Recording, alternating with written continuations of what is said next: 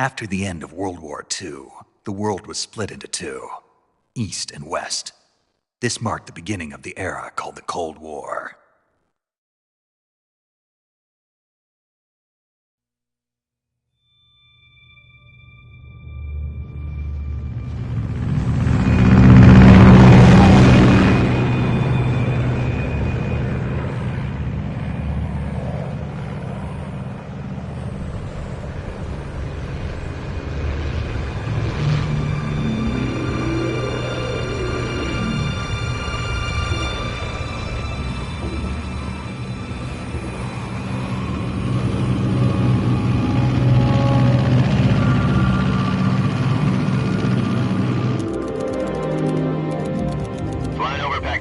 Altitude 30,000 feet.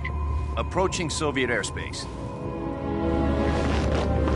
20 minutes to drop off. Commencing internal depressurization. Equipment check. Arm main parachute. All right. You ready to go? Drop zone still showing a high pressure mass. Cav okay. Good. We've got high visibility.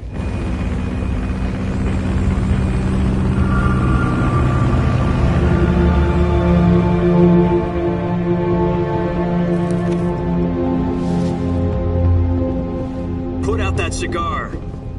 Connecting oxygen hose to interior connector. Put on your mask.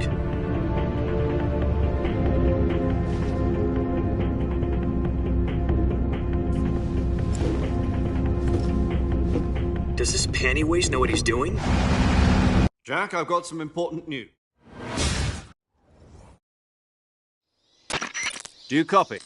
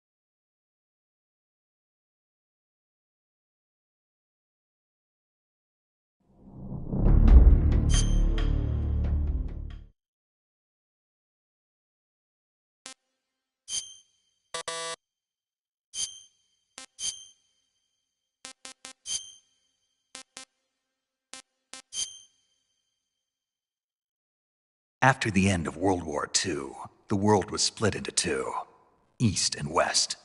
This marked the beginning of the era called the Cold War.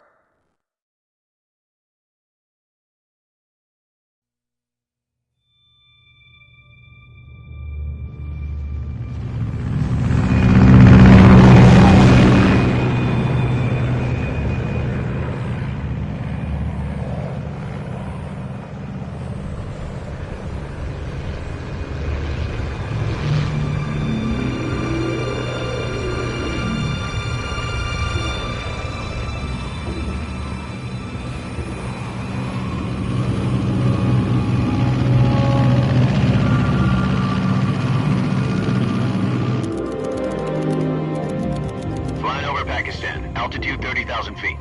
Approaching Soviet airspace. 20 minutes to drop off. Commencing internal depressurization. Equipment check. Arm main parachute. All right. You ready to go? Drop zone still showing a high pressure mass. Cav okay. Good. We've got high visibility.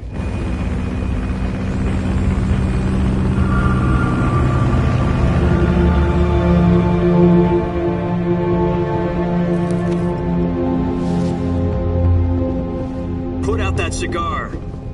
Connecting oxygen hose to interior connector. Put on your mask.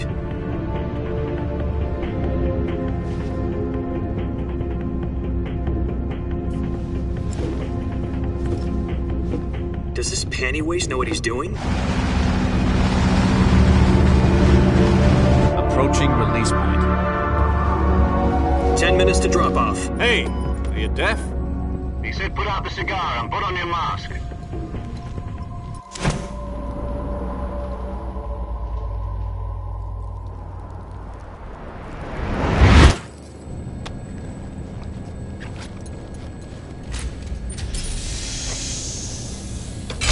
Depressurization complete. Checking oxygen supply. 6 minutes to drop off. Opening rear hatch.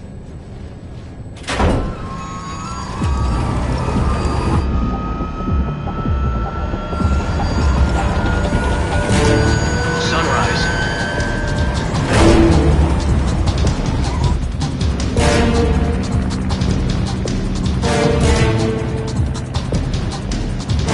External temperature minus 46 degrees Celsius. 2 minutes to drop off. Stand up. You'll be falling at 130 miles per hour. Try not to get frostbite from the wind chill. 1 minute to drop off. Move to the rear. Activate the oil bottle. This is one for the history books. The world's first halo jump. 10 seconds to drop off. Stand by. Status okay. All green. Prepare for drop-off. Countdown. 5, 4, 3, 2, 1. Spread your wings And fly. God be with you.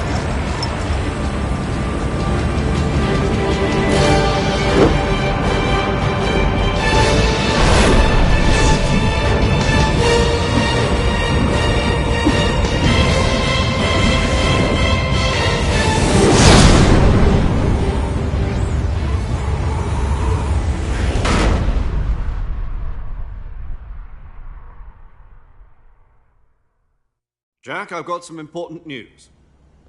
The head of the CIA has finally given us the green light for the virtuous mission. Virtual mission? No, the virtuous mission. The future of our Fox unit depends on it. If it succeeds, we'll be officially organized into a unit. Virtuous mission? Sounds like some kind of initiation ritual. You know, don't get cocky. This isn't a training op. Right.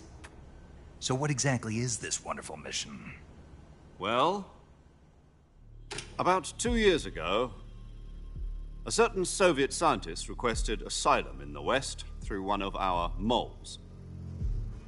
His name is Nikolai Stepanovich Sokolov. He's head of the OKB 754 Design Bureau, one of the Soviets' top-secret weapon research facilities, and the East's foremost expert on weapons development. Sokolov? Isn't he that famous rocket scientist? The very same. On April the 12th, 1961, the Soviets achieved the first manned spaceflight in history. The Earth was blue, but there was no God. Well spoken. The rocket that carried Yuri Gagarin into orbit was the A-1, known as the Vostok rocket. Sokolov is said to be the man most responsible for the multi-engine cluster used in that rocket.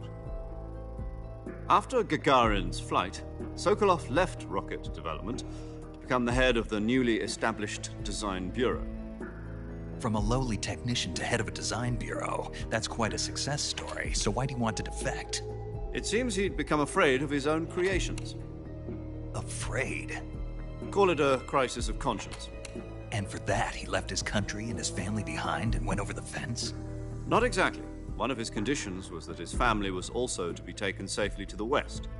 We used a mole to get the family out first and succeeded in sneaking Sokolov over the Berlin Wall shortly afterwards.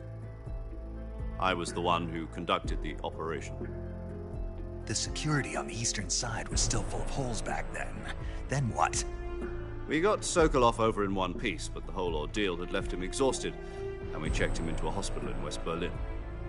It took him 2 weeks and more than 600 miles to get from the research facility in the Soviet Union to Berlin. He was in no condition to say anything coherent. And it was only a week later that we had something much bigger on our hands. The Cuban Missile Crisis. October the 16th, 1962, President Kennedy received word that the Soviets were in the process of deploying intermediate-range ballistic missiles in Cuba. The President demanded that the Soviets dismantle and remove the missiles. At the same time, he announced a naval blockade to prevent further missile shipments from reaching Cuba. But the Soviets didn't back down, instead placing their armed forces on secondary alert. Soviet transport ships carrying missiles continued on course towards Cuba.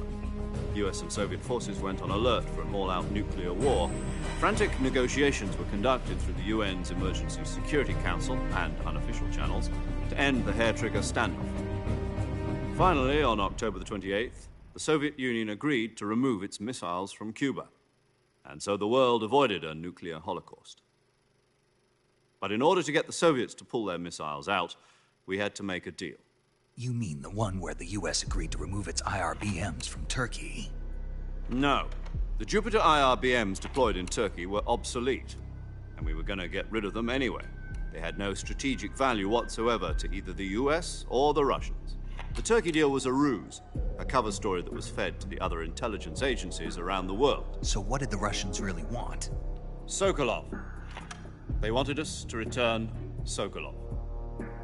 You mean the Soviets pulled out of Cuba just to get their hands on